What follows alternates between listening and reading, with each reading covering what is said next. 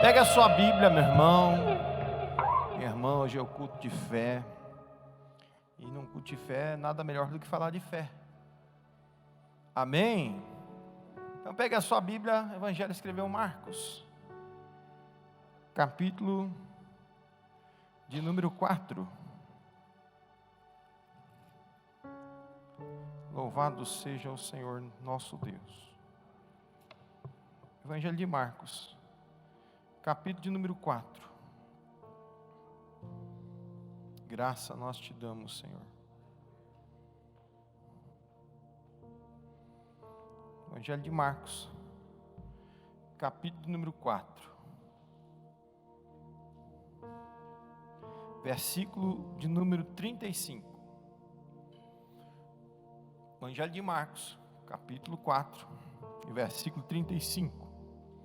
Diz assim: naquele dia, sendo já tarde, disse-lhes: passemos para a outra margem.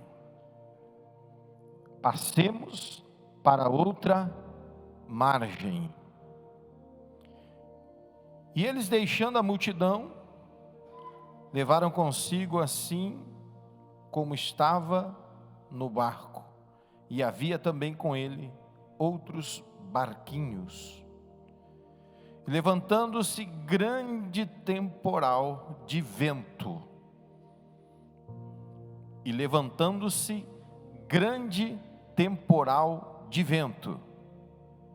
e subiram as ondas por cima do barco, de maneira que já se enchia de água, e ele estava na popa, dormindo sobre uma almofada.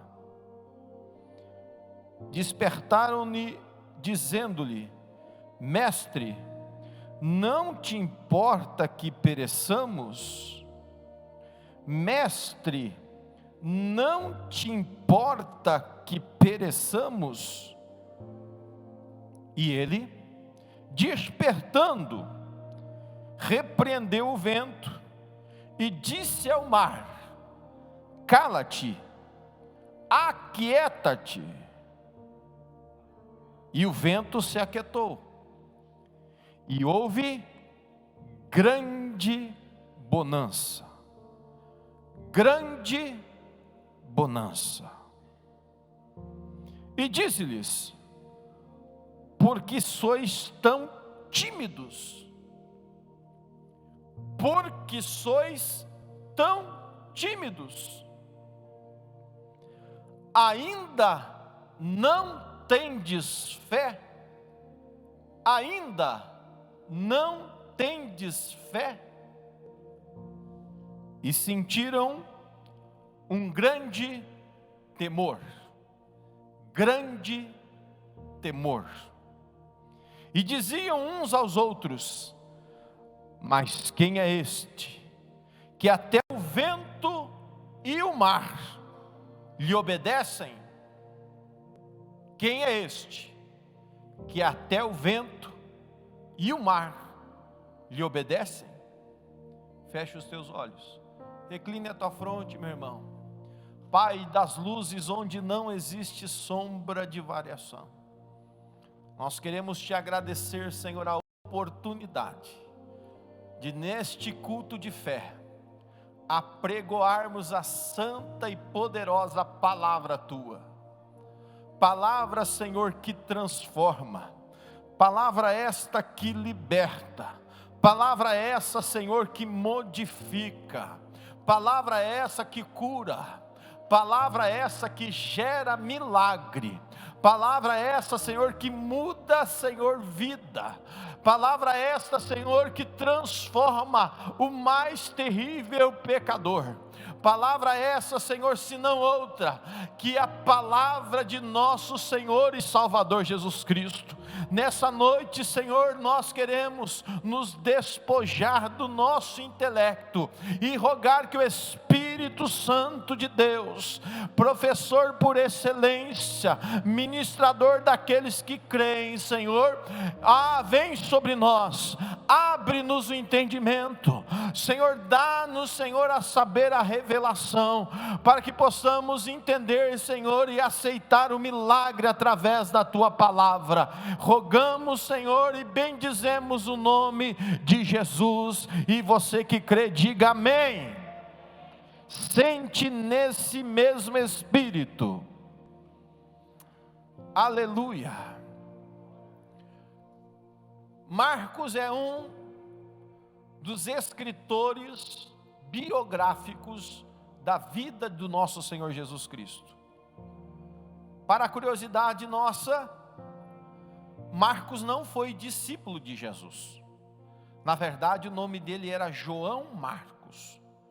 Você vai encontrar esse personagem bíblico nas narrativas de Atos dos Apóstolos, quando principalmente pela primeira vez, uma igreja chamada, não por um nome denominacional, mas chamada pela cidade aonde esta igreja congregava, chamada igreja de Antioquia. Antioquia, ela ficava ao norte de Israel. A igreja de Antioquia, ela pega pelo Espírito Santo, e ela separa a Paulo e Barnabé, e eles são enviados para a primeira viagem missionária.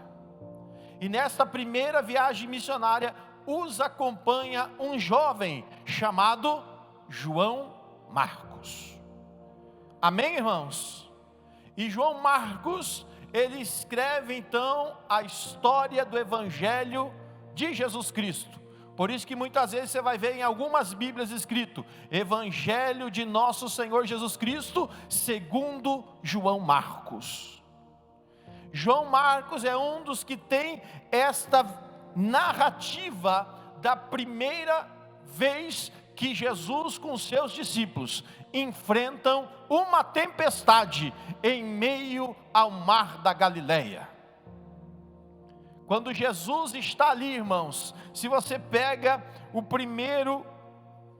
os primeiros textos do capítulo 4, você vai ver que Jesus está na doutrinação. O que é doutrinação, pastor? É o ensino, é querer ensinar algo através de uma narrativa, através de uma palavra. E Jesus está ensinando acerca do reino de Deus através de parábolas. E através de algumas parábolas do capítulo de número 4 de Marcos, Jesus ensina coisas preciosas. Dentre elas, a primeira parábola que você encontra no capítulo 4 é a parábola do semeador. Você vai ver que Jesus ensinava a respeito de um homem que lançava sementes de uma forma que você diria desordenada. Por quê, pastor? Porque aquele homem não se preocupava aonde aquela semente iria cair. Para esse semeador, o importante é que a semente fosse lançada. Aleluias! Oh, glória a Deus! Esta parábola é uma referência de Jesus à própria palavra dele. A palavra dele precisa ser lançada, a palavra dele precisa ser distribuída. A palavra dele não vê corações, não vê que tipo de terra vai cair. Por quê? Porque ela precisa ser lançada, independentemente de qual coração ela achar. A segunda parábola que você vai ver Jesus ensinando, ele fala sobre a parábola da candeia, que não se coloca uma candeia debaixo da cama, antes se coloca esta candeia no velador. O velador, ele deve ficar no meio da peça, para que toda aquela casa seja iluminada. Aleluias! Não se esconde uma luz de uma cidade. Oh, meu irmão, você precisa ser a luz de Jesus. Não se esconda, não fique escondido. Quantas pessoas nesse tempo de pandemia estão precisando da luz de Jesus que tem em você? Olha que você encontra isso tudo num só capítulo. Que coisa preciosa! Quando você vê, antes de Jesus chegar para os seus discípulos e dizer: atravessemos para o outro lado do mar, Jesus encerra a sua doutrinação com uma última parábola. Jesus ensina então a parábola do grão de mostarda. O grão de mostarda, irmãos, é a menor das sementes de hortaliça, mas ela dá maior hortaliça. E Jesus vai fazer um comparativo aqui da sua fé. Aleluias. Quem é o autor da sua fé, meu irmão? Em quem é que você tem colocado a sua confiança? Então Jesus encerra essa série de doutrinação e olha para os seus discípulos, já está tarde, mas mesmo assim, Jesus ele olha para os seus discípulos e diz: vamos atravessar para o outro lado do mar, passemos para outra margem. Quando Jesus adentra o barco, muita gente pensa que Jesus não cansa. A Bíblia aqui nos fala que Jesus cansou. Pastor, não está escrito, mas dá a entender, irmãos. Nós temos que ler a Bíblia de uma maneira inteligente. Você vai ver que Jesus ele pega, vai para a polpa do barco, para a frente do barco.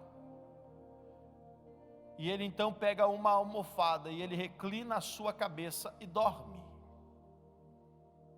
Quando Jesus está dormindo, a Bíblia diz que o vento começa a soprar.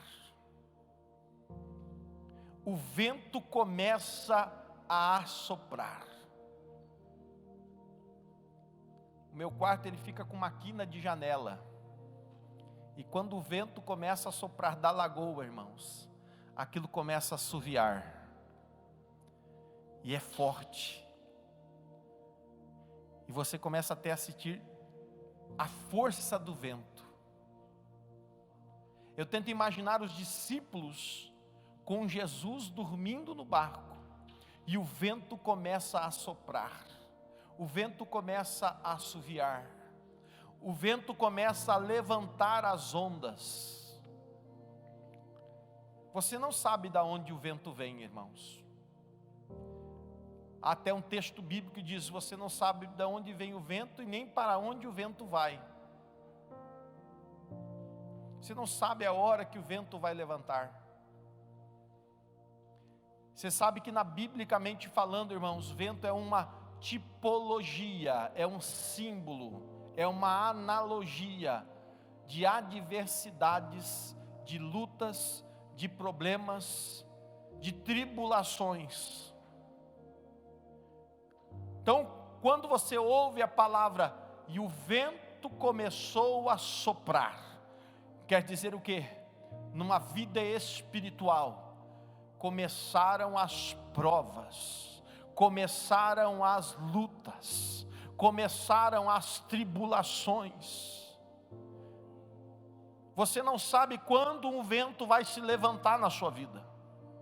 Você não sabe quando o vento vai bater contra a sua vida.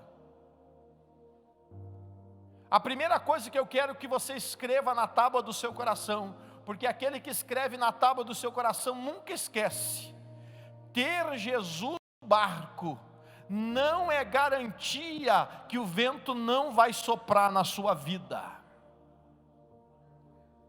Quer ver? Quantos aqui, irmãos, já passou um vento na sua vida? Levante a mão. Olha aí. Quem está entendendo o que o pastor está dizendo?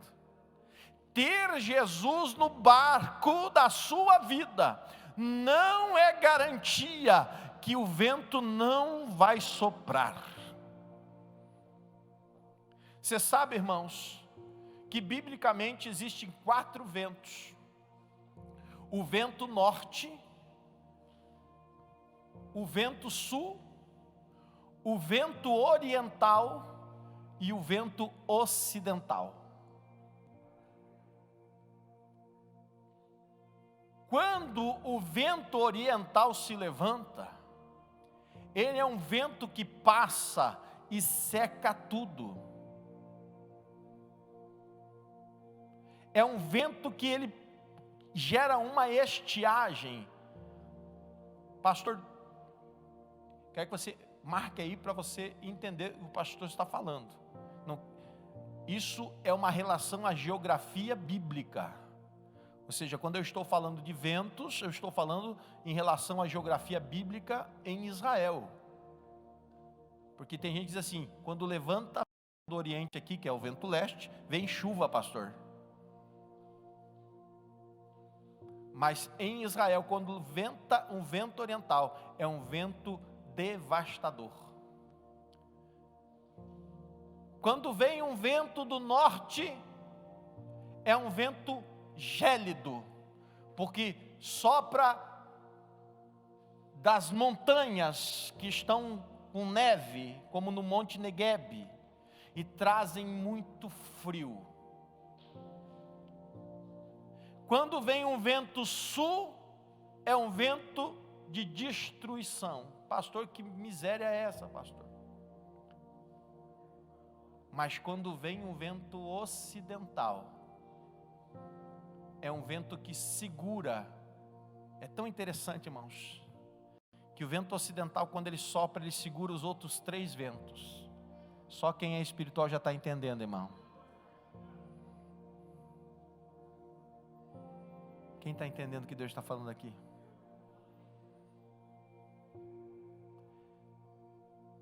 Então a primeira coisa que eu quero nessa sexta-feira dizer para você, meu irmão, ter Jesus no barco da sua vida não é garantia que o vento não vai soprar. Muitas vezes nós pensamos, agora eu sou crente, agora eu não vou ter mais luta, agora eu não vou ter mais aflição, agora eu não vou ter mais problemas, agora eu não vou ter mais adversidades. Quem disse? Quem contou isso para você? Em João, Jesus diz, no mundo tereis aflições, mas tem de bom ânimo. Tem de bom ânimo. Eu venci o mundo. Jesus chama para si a responsabilidade. Vou repetir a frase. Ter Jesus no barco não é garantia que o vento não vai soprar e que você não vai ter a sensação de derrota, mas ter Jesus no barco é garantia que Ele tem poder para fazer o vento cessar. Vou repetir para você pegar essa palavra e dar um glória a Deus mais forte aí, irmãos. Ter Jesus no barco não garante que o vento na sua vida não vai soprar, e não é garantido que você não vai ter uma sensação de iminente derrota, mas ter Jesus no barco é garantia que Ele tem poder para fazer o vento parar de soprar. E quem crê nessa noite, levanta a sua mão, vai glorificando, diz, eu creio, eu acredito, aleluia. E você sabe, meu irmão, que a palavra grande vento, escrito aqui em Marcos capítulo 4, vem de uma palavra grega que todos nós conhecemos. Quem nunca passou numa loja no comércio da cidade não viu? Mega promoção. Alguém já viu? Amém? É exatamente esta palavra que está ali no lugar de grande quando traduzido. Quer dizer mega, enorme, gigante. Irmão, não é qualquer tribulaçãozinha, não é qualquer provação contra você, não é qualquer ventinho, não, irmãos, é um furacão classe 4, oh meu Deus do céu, é aquele que arranca as coisas do lugar, é aquele que destrói tudo por onde passa, é aquele, irmãos, que não deixa casa sobre casa, oh meu Jesus! Mas eu quero dizer para você, não importa o tamanho, não importa se seja grande, enorme, mega, não importa qual seja a provação que está se levantando contra você, que está fazendo já encher o barco da tua vida, mas se Jesus estiver lá, meu irmão, fique tranquilo, a qualquer momento, Jesus pode ser despertado e o vento ser aquietado. Meu Deus do céu!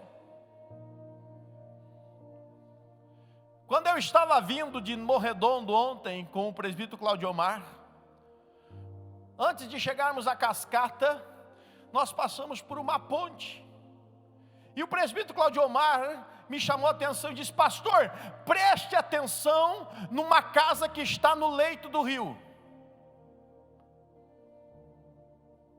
Eu passei um pouco ligeiro, mas mesmo assim eu consegui olhar para a minha esquerda, porque nós já estávamos voltando, e eu vi uma casa no fundo do leito do rio.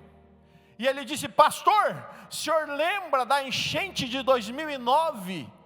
Que o pastor Daniel, ele não falou no pastor Daniel, mas eu lembrei na hora, acabei não comentando com ele, porque quem estava aqui, se não me trai memória, em novembro, dezembro, com o pastor Daniel Ribas, o pastor Daniel Ribas entregou uma palavra profética ali no salão social da igreja, que por dias que estariam por vir, se levantaria uma grande tribulação na nossa região. Alguém estava naquele dia aqui, lembra por acaso? Eu tenho gravado essa palavra profética. Quando chegou no dia 29, acho que foi de janeiro, dia 9 de janeiro, choveu por demasiado na nossa região. Arrancou a ponte ali do Fragata no extremo sul, até morreu pessoas, se não me trai minha memória. A cascata, irmãos, foi descaracterizado daquela coisa que nós conhecíamos. Hoje você passa na cascata, não é a cascata antes de 2009. Havia uma leitaria ali no Passo da Micaela, com 12 ou 14 vacas leiteiras. A água passou, levou leitaria com tudo, irmãos. A água passou lá naquela ponte ali antes da cascata pela BR. E o irmão Claudio Omar disse: pastor, o senhor está vendo aquela casa que a gente passou por ela? O rio açoitou ela com toda a força, carregou toda a terra por volta da casa, mas aquela casa não se mexeu do lugar. A mesma onda que levou a leitaria no Passo da Micaela passou por aquela casa, mas aquela casa não se mexeu do lugar. Sabe por quê, pastor? Porque ela está construída em cima de uma rocha enorme, e aquela rocha não permitiu que aquela casa fosse arrancada do lugar. Isso é uma promessa de quem tem a sua vida construída sobre a rocha de Horebe, quem tem a sua vida construída sobre a rocha Jesus, pode passar, irmão, a água que for, pode passar o vento que for na sua vida, pode passar o furacão com as classe 4 na sua vida, e você não vai sair do lugar, porque você está firmado numa rocha inabalável. É impressionante quando você passa ali. A casa está intacta. Meu Jesus. Sabe por que tem muita gente, irmãos, que ele se abate pela luta, pela provação? E aqui não é lutinha não, aqui está falando de uma mega luta. Da tribulação, irmãos, que assola e enche o barco. Porque das duas uma. Ou ele não tem uma casa alicerçada em Jesus, ou ele não tem Jesus no barco.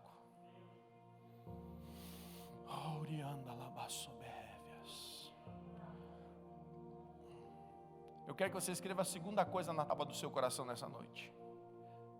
Ter Jesus no barco da sua vida não dispensa você de fazer a sua parte. Nós achamos que porque viemos à igreja, nós achamos porque somos ofertantes, dizimistas, porque viemos aqui, assistimos uma mensagem que o pastor está pregando, eu estou imunizado, eu estou dispensado, eu estou vacinado. Não, irmãos, eu preciso fazer a minha parte, eu preciso estar nutrido, eu preciso estar alimentado, eu preciso ter a minha fé não vacilante, eu preciso ter a minha fé renovada, e a fé ela só se renova através da palavra de Deus. Quando a luta vier, quando a provação vier, como é que você vai buscar algo que você não tem? Como é que você vai trazer algo de dentro do seu ser que você não possui? Como é que você vai invocar um conhecimento que não está dentro de você?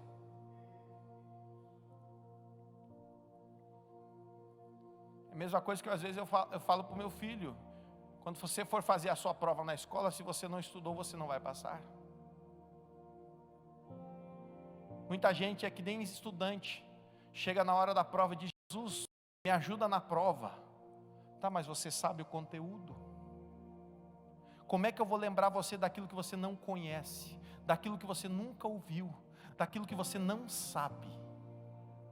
É impossível. É a mesma coisa que eu querer uma colheita de um lugar que eu nunca plantei. É a mesma coisa que eu querer colher fruto de uma árvore que eu nunca cuidei e podei.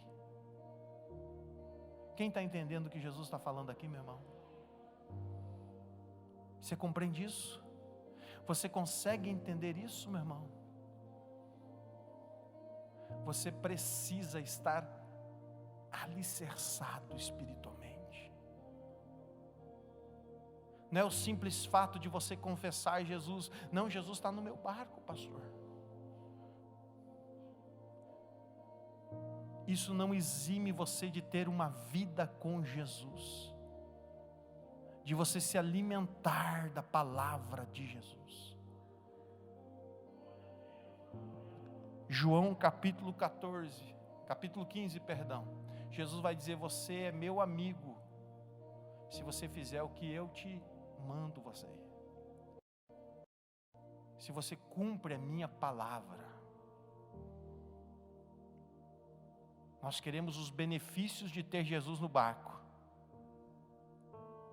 mas não andamos como discípulos de Jesus.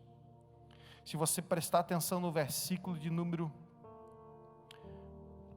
38, você vai ver Jesus dizendo assim para os seus discípulos, 38 e 39 e o 40, eles vão e acordam Jesus, e falam assim para Jesus: Senhor, tu não se incomoda de que nós pereçamos? A pergunta é: será que Jesus quer que você pereça? Será que Jesus quer que você afunde? Será que Jesus quer que você se perca? Claro que não, irmão. O Senhor quer que todos venham ao conhecimento da verdade. E Ele fala, então, com autoridade, que é, se você prestar atenção, meu irmão, você vai ver que é exatamente o que Jesus queria que os discípulos fizessem. Ele repreende o vento, dizendo para o vento: aquieta-te. Oh, glória a Deus. Ele repreendeu o mar, dizendo para o mar: aquieta-te. E o mar se aquietou e o vento se calou. Mas se você prestar atenção no texto a seguir, você vai ver que Jesus fala o que para eles? Por que você está tímido? O que Jesus está querendo dizer para nós aqui nesse texto, que também quis dizer para os seus discípulos, meus irmãos? Como quem diz: vocês não estão andando comigo? Vocês já não viram o que nós podemos fazer? Por que você está tímido diante do vento que está se levantando? Por que você está tímido diante do mar que está se levantando? Ou seja, vou trazer isso para a nossa realidade espiritual. Por que, irmão, você está tão tímido diante dessa luta que tem se levantado contra a sua vida? Por que você está tão tímido contra essa tribulação que tem se levantado contra a sua vida? Eu conversava com uma irmã essa semana que estava hospitalizada por causa do Covid. E eu fiquei muito feliz pelo testemunho de fé dela. Ela já estava com, pelo que eu entendi, o oxigênio já através de um caninho lá, respirando. Não estava entubado, mas estava com aquele caninho que entra, para o oxigênio já entrar direto ali para os seus pulmões. mas o seu quadro estava tão ruim, que os médicos conversando, e ela conseguiu ouvir os médicos, e o médico disse para o enfermeiro, pelo que eu entendi, dizendo assim: nós vamos ter que sedá-la, e vamos ter que entubá-la, e vamos ter que mandar ela para a UTI. É uma irmã que não é da nossa igreja, de uma outra igreja denominacional, irmã em Cristo. E ela, quando ouve o enfermeiro falar com o médico falar com o enfermeiro, e o enfermeiro se direciona para ela e diz: o quê? Ela saltou na cama. E ela começou a dizer: não, Jesus, eu não aceito, eu não quero ir para a UTI, eu não vou para a UTI. E ela começou a invocar o Senhor dentro ali da enfermaria. Sabe onde é que ela está hoje, irmão? Está em casa. Se ela tivesse se apavorado, se acovardado, se ela não tivesse clamado ao Senhor, quem sabe Deus onde é que ela estaria hoje. A minha pergunta para você, meu irmão: por que você está tão tímido diante da luta, diante da adversidade, diante do problema? Isso aí não é caso de São Paulo não, irmão, não é caso de Porto Alegre, é caso aqui em Pelotas. Gente que talvez até você conheça. Quem está entendendo, diga amém. Por que você está tão tímido? Se levanta na ousadia que o Senhor tem te dado.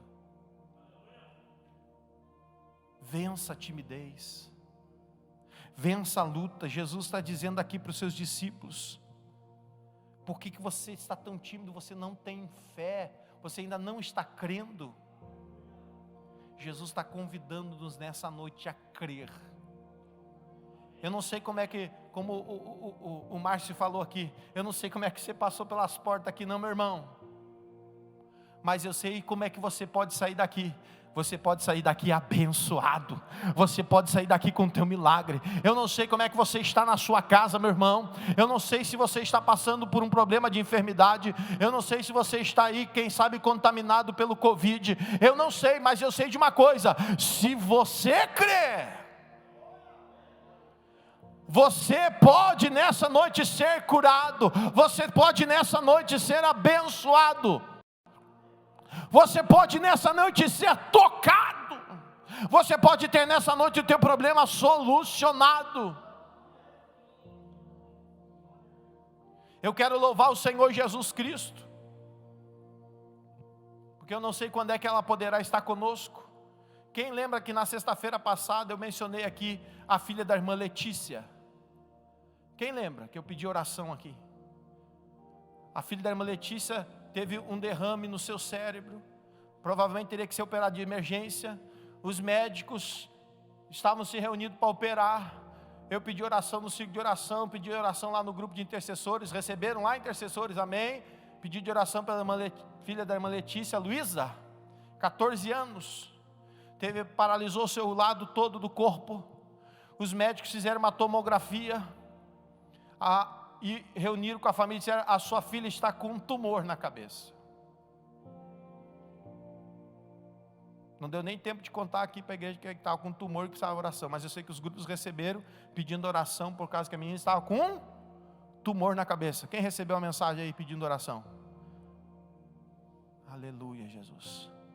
Quando foi na quinta-feira, se não trai a memória, eu liguei para a irmã à noite, ou à tarde liguei, tentei ligar para ela, disse, não consegui, como eu fui para o Arroio do Padre, ou foi quarta-feira, não lembro agora. Aí eu recebi uma mensagem dela pela manhã, isso foi terça para quarta. Quarta-feira eu recebi a mensagem, quarta-feira, quinta-feira de manhã eu recebi a mensagem da irmã dizendo: pastor, não podia lhe atender porque eu estava com o médico. A equipe que ia operar minha filha resolveu fazer uma ressonância magnética para ver certinho como seria feita a cirurgia.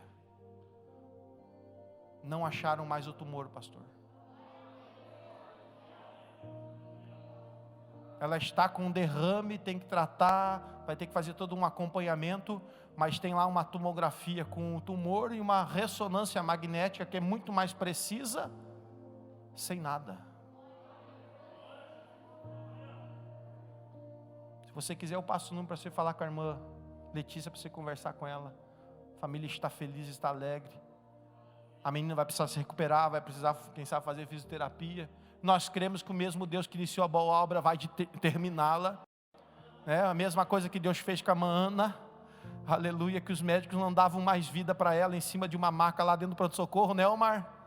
Que não ia caminhar mais, que ia ter sequelas. Oh, meu Deus, o Natan era um bebezinho, mas está aqui a Ana para dar glória a Deus, que o mesmo Deus que tira lá do hospital de cima de uma cama, que não tem mais jeito de caminhar, que vai ficar lá vegetativo em cima de uma cama, é o mesmo Deus que curou a Ana, que está aqui para dar glória a Deus, aleluias. É o mesmo Deus que curou a filha da irmã Letícia, Luísa, e é o mesmo Deus que pode curar você onde quer que você esteja. Afinal nós cremos, é um culto de fé hoje, meu irmão, e nós temos fé nesse Jesus que cura, nesse Jesus que faz o milagre, que Jesus que faz a transformação na vida do mais vil pecador. A pergunta é: por que você está tímido ainda, meu irmão? Então diga: Jesus, eu creio que você pode, Jesus, porque Tu és o Senhor, Tu és o Deus Salvador, Tu és Deus que pode fazer uma grande obra na minha vida. Não importa, irmão. Agora vem a boa notícia para encerrar aqui a mensagem. Fique de pé, que eu quero orar com você. Corre aqui, Cristian, porque eu tenho melhor para o final. A mesma palavra que fala um mega vento, ou seja, uma mega luta, uma luta enorme, uma tribulação enorme, uma provação enorme, uma adversidade enorme, é o mesmo que repreende o vento, dizendo para o vento: cala-te, vento. É o mesmo que diz para o mar, que está enchendo o barco, que vai fazer o barco afundar, e diz: vento, aquieta-te. E a Bíblia diz então que o vento se calou e o mar se aquietou e transformou-se numa grande bonança. O mesmo verbo no grego, o mesmo adjetivo no grego é mega, ou seja, se vai passar por uma grande tribulação, meu irmão, você já devia estar dando glória a Deus, irmão. A mesma grande luta que você vai passar, a mesma grande provação que você vai passar, fique tranquilo, vai vir uma grande bonança, uma mega bonança, uma enorme bonança, uma enorme vitória, uma enorme bênção, um enorme milagre na sua vida. E se você crê, meu irmão, levanta a tua mão e glorifica o Senhor Jesus.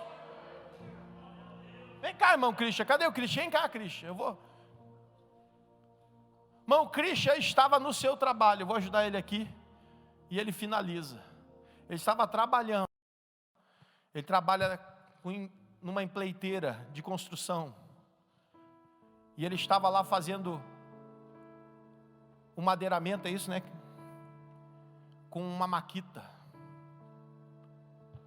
e a maquita escapou, mostra aí a mão para os irmãos, e tirou todas as pontas dos seus dedos, irmãos.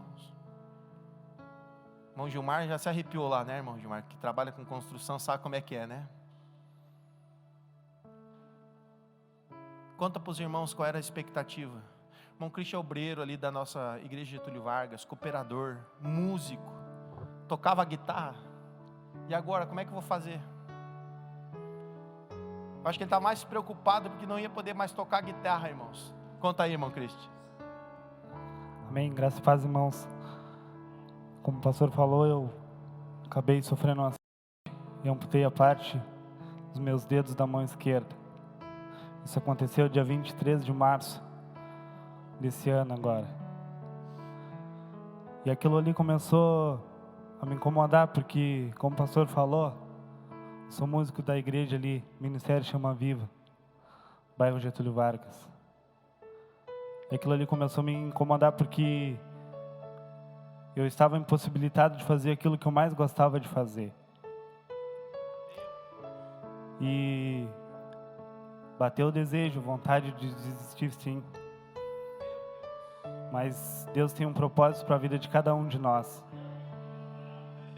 E eu não podia simplesmente desistir, porque junto com isso, eu também sou líder de jovens lá do bairro Getúlio Vargas. Tinha jovens que precisavam de mim. E eu tentei, de várias formas, a voltar a tocar violão. Eu virei as cordas do violão, não deu certo, irmão. Eu virei o violão para aprender de esquerda, também não deu certo, irmão. Eu tentei pegar outro instrumento, também não deu certo. E cada vez que eu tentava e não conseguia, aquilo ali me dava mais vontade de parar, de desistir, de largar tudo. Mas um certo dia eu estava sozinho na minha casa e eu peguei meu violão e comecei a fazer alguns acordes, algumas notas. E começou a doer tanto os meus dedos e começou a sangrar, irmãos. Eu larguei meu violão e eu entrei pro meu quarto chorando. E ali eu conversei com Deus e eu fiquei um tempo ali orando e dizendo para Deus o que eu precisava. 2 dias depois, irmãos, eu peguei meu violão, novamente sozinho no meu lar. Eu comecei a fazer alguns acordes, algumas notas ali. Dali em diante eu não parei mais. Em menos de 5 meses, irmão, eu voltei a tocar violão para a honra e glória do Senhor Jesus. E quando eu peguei o meu violão, Deus me deu um louvor.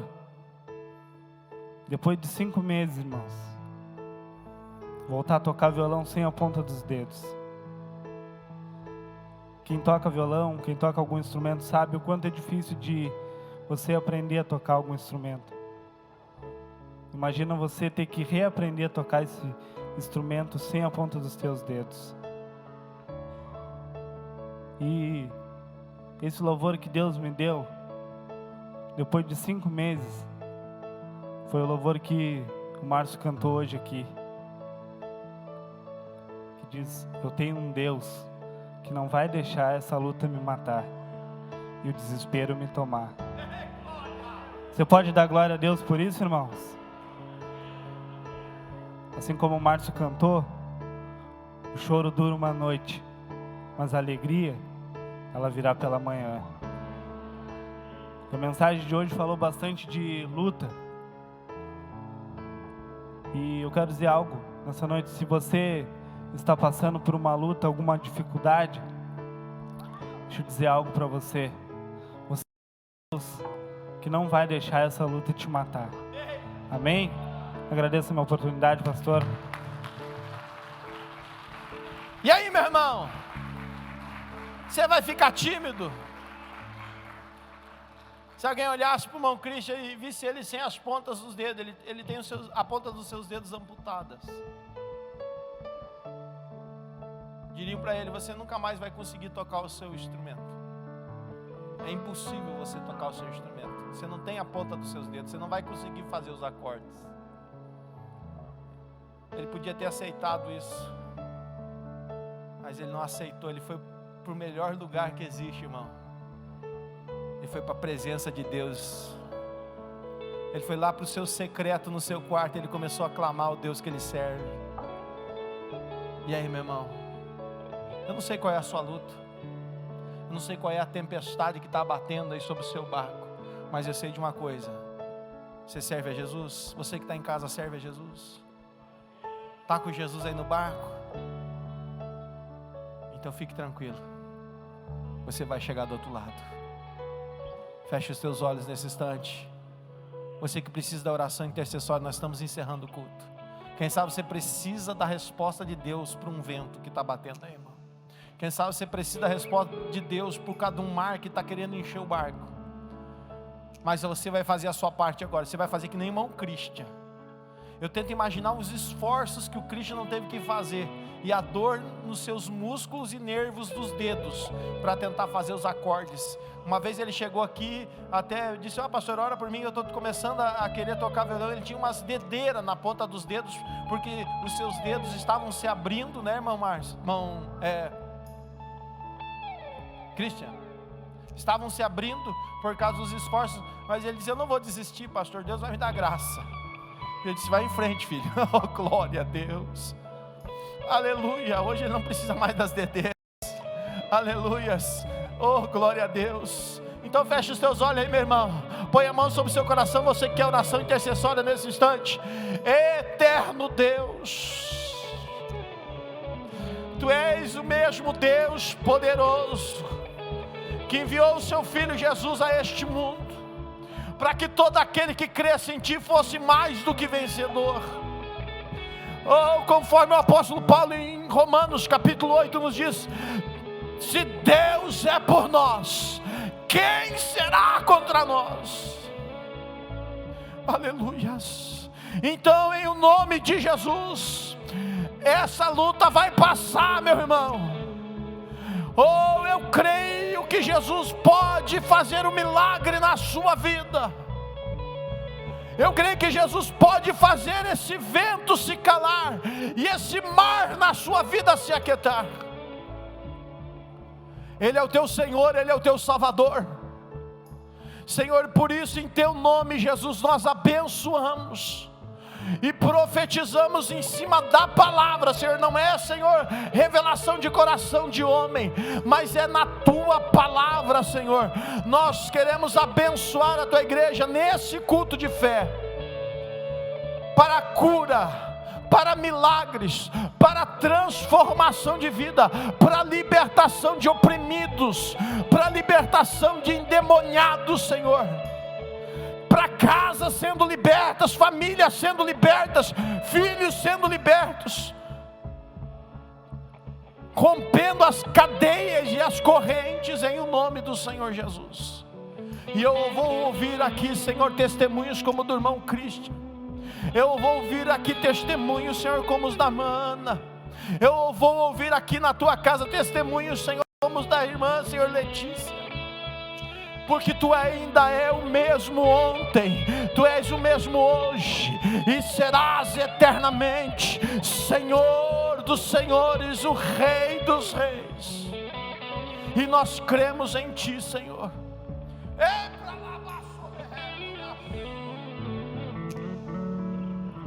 Em o nome de Jesus. E se você crer, meu irmão, diga amém. Diga para você: eu tomo posse em nome de Jesus da minha bênção. Eu tomo posse em nome de Jesus da minha vitória. Hoje é culto de fé. Então seja abençoado e abençoada em nome de Jesus. E eu quero ouvir o teu testemunho. Escreve aí, irmão: eu vou dar o meu testemunho, pastor. Eu vou contar o que Jesus fez por mim. Levanta a tua mão direita. Que o grande amor de Deus, a paz de nosso Senhor e Salvador Jesus Cristo e as consolações do Espírito Santo de Deus seja com cada um de nós, hoje e sempre. Amém